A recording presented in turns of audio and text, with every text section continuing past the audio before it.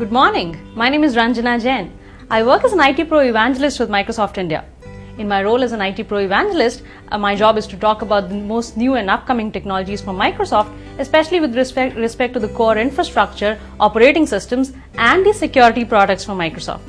So today, I'm going to be talking about BitLocker. So offline attacks and security has been quite a popular topic amongst the IT managers and IT professionals, and it is an increasing concern in corporate IT today. More and more corporate networks and employers are actually issuing laptops and portable media to their employees because they're more and more mobile today. So as the use of portable media increases, so does the loss of it. So more and more laptops and USB sticks and external hard disks are getting stolen these days. So a few years back, HP introduced laptops that came with motherboard installed with a small chip called as a TPM version 1.2 chip. Now this chip installed on the motherboard was capable of storing data in the form of passwords and even your certificates. So at that time when Windows Vista was being developed, we thought of making use of this hardware security features so as to make sure that we can store some security information on this particular chip. We coded Windows Vista in a way that when an IT manager or an IT professional enabled BitLocker after installing Windows Vista would do two things. First, it could enable the encryption of boot information on your system.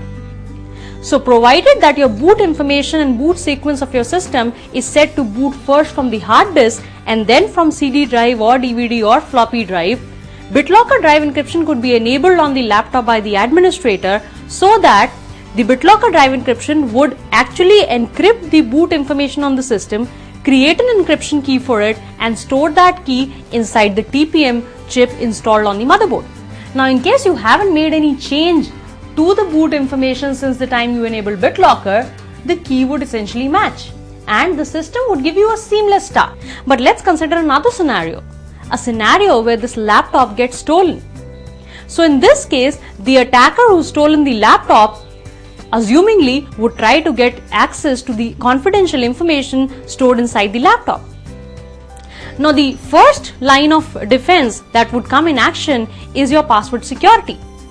The moment the attacker starts up your system and he's prompted with the username and password, assuming that your system is protected with a level of password security that complies by your corporate IT password security policies, we can make sure that the attacker won't be easy for the attacker to guess the password that you've put for your user account on the system. The next line of attack would be an offline attack. How do we define an offline attack?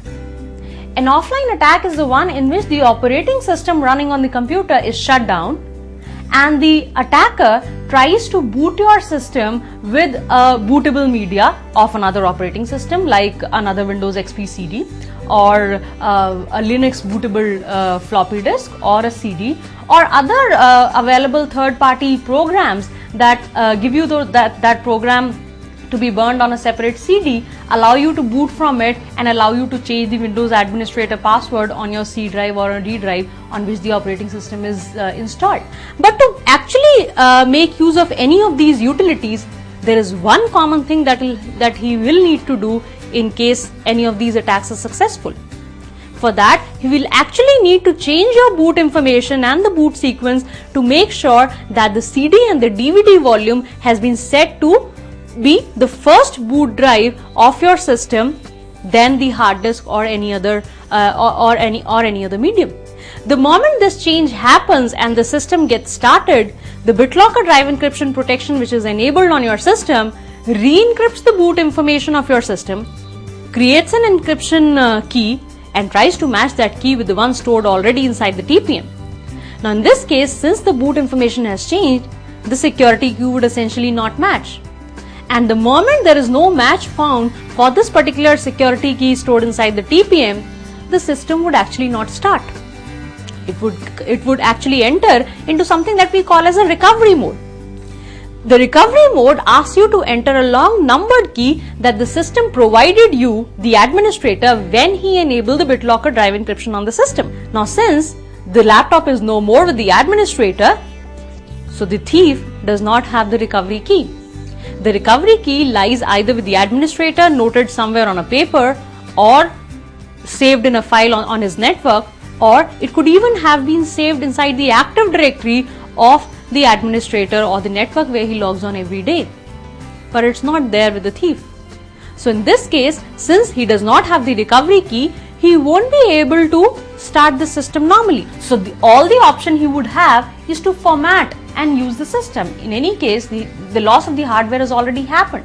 So he gains the hardware, but in any case, this BitLocker drive encryption would prevent him from gaining access to the confidential information stored inside the hard disk. And there is another line of attack.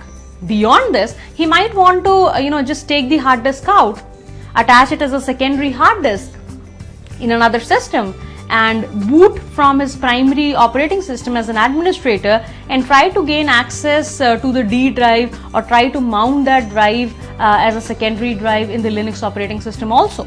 Now, as I said, BitLocker drive encryption gives you two important features. One was encryption of the boot information, and the second is a full volume encryption. So the moment you had enabled BitLocker drive encryption, it not only encrypted your boot information, it also enabled full volume encryption on the hard disk on the partition where Windows Vista is installed. So after protecting your system with the startup protection, BitLocker drive encryption enables your system volume with what we call as a full volume encryption, which is a high AES or advanced encryption system 128-bit encryption. That's a pretty good encryption standard. And in Windows 7 now, you can even enhance it to 256-bit of AES encryption level through the use of group policies, which is a very, very high level of encryption. So assuming that this encryption cannot be broken easily by the attacker, the moment he tries to mount this as a secondary drive on a Linux system, or he tries to gain access to this D drive from a system where he already has administrative privileges, the moment he double clicks, he gets a message, could not recognize. Do you want to format it now? As if you created a partition and forgot to format it before using it. So of course he has rights to format it, and all that we want him to do is format and use the system, but not be able to have access to the information stored inside the system. Even in the Linux operating system, if he tries to mount that hard disk as a slave hard disk and tries to access information, the message he gets is unrecognized file system, and all that he will need to do is format and use the hard disk. So this makes sure that in any kind of offline attack scenario, the BitLocker drive encryption does prevent your system from any kind of access to confidential information. But we should not undermine the other levels of security that must be in place before BitLocker protects your system. As in, we should not undermine the level of password, the first level of defense, that is the username and the password. We must make sure that we're using a secure password. Our password is not password or same as the username. We must comply by the corporate password security policies. Second, we must make sure, and that's a requirement for BitLocker, that your boot configuration, the boot sequence should start from the hard disk and not from the floppy drive or the CD drive. And unless you do that, unless your boot sequence starts from the CD or the DVD drive, BitLocker will not let you enable the BitLocker drive encryption onto the Windows Vista operating system.